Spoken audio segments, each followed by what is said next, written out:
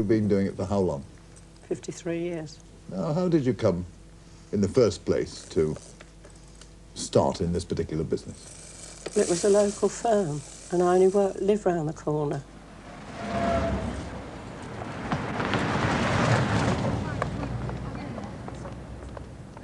I used to walk along to the top of the street, towards Drury Lane, and there used to be like Oddham's Press, which now you see is the Japanese Garden. And then the next corner was Oddham's Press in Endell Street, so that makes 3 complete corners was all printing works. But of course now they've moved away and it just leaves the ruins. But I think they're going to start to build now. They've got the boards up. And of course you go straight through Shelton Street, and which leads you to the New London Theatre, which was the old Winter Garden. And that, of course, has been a big alteration because there was little shops and that by the side of the Winter Garden.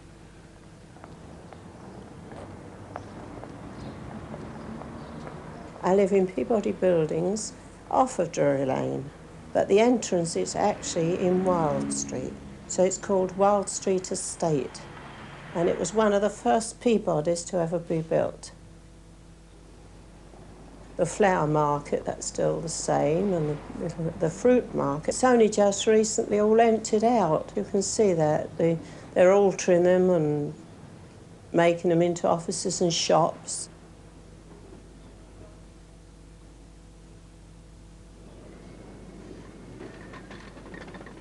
And of course, at 4 o'clock in the morning, you could go through the market and really enjoy yourself. Everybody spoke to you. They were all friendly. You never felt afraid of any of them. They were always kind to you. And I think those little bits you miss round here now. You don't wander about like you used to.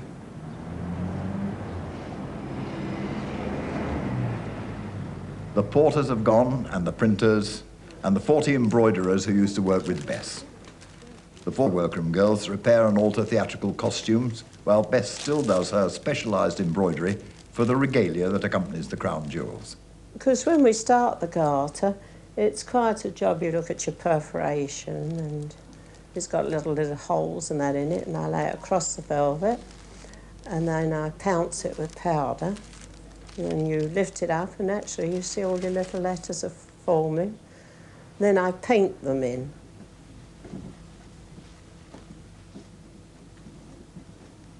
The actual lettering is bullion, and it's like little worms, and I cut it up into little pieces, and my needle goes through the actual bullion, and that's how it is I sew it down. Oh, everything's changed. When I first started work, we sewed every bead on by hand, which now is just unheard of. Well, this was like for No Nanette, but this is the one from the lane where Anne and Eagle wore this last time. All done by hand? That was all done by hand then. Then, of course, there was lots of other shows we used to do for different firms all over the place, all over England, as you might as well say. As far as Blackpool we've travelled, but still. Now, this is the original Zena Dare's costume, what she wore in King's Rhapsody. When's that, about, what, 1950, something like that? Something like that, 49, 50. Yeah. And you can see the machine has taken over from the hand embroidery. Yeah. This is all done on a Cornelli machine. And so is this one. This is the one where Olive Gilbert wore in it.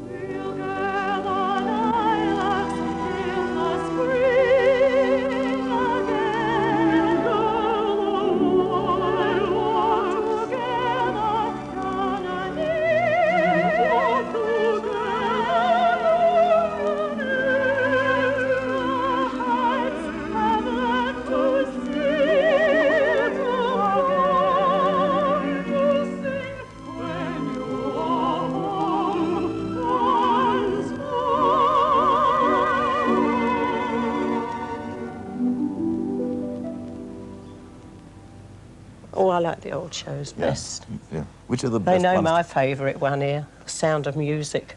Sound of Music, They've yeah? only got to mention Sound of Music and I say, I'm going home. Why, what's wrong with it? I don't like doing all the nuns. What's wrong with nuns? Well, there's too much pressing to do to them. I see, I They're see. hard work. It's a very original way to judge a show, isn't it? That's right, Yeah. yes. Yeah. Well, who gets these sort of garments now? Do you hire them out to people or what? Oh, yes, they go out to amateur shows. I Quite a see, lot yeah. of them go out, yes. Yeah. Very seldom in, tell you the truth. They're always Really? Yeah. called for. Yeah. These are some of the dresses as well. Look, you can see the embroidery on those. They're... And all that's now over? There's none of it done at all? Never see any of it now. Are you sorry about that? Yes, really, because it was lovely work. I always enjoyed it. Even these, look, what we used to do for the swords and that, for the crowns and things. That used to all be handwork, but it's not now, and you just sew the sequins in. For the scabbards, was it? Yes.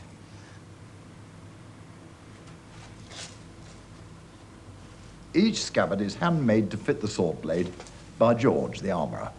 It's a hardboard and quarter dowel, which you fit in snugly to the blade that you're working on, you know.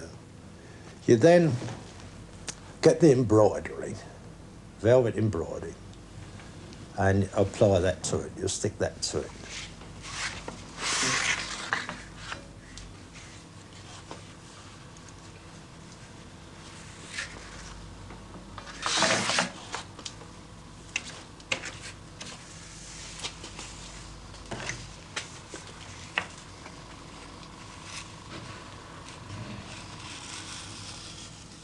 Cut down the back, butt joint it.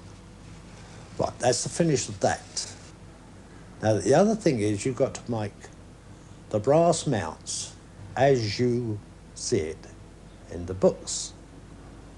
It's the thing that, in our profession, we've got a little bit of poetic license where we can say, well, we utilise that colour. We haven't got steel. We utilise that colour, give the appearance of steel, give the appearance of old silver, antique silver. I've mixed up a solution of copper sulphate, oxidising salts. And when I think it's the nicely required blue finish, I then wash that off and I'll pick out the highlights or the parts where I think it's going to look and gradually tone it down so you have either got a still effect or very old silver effect.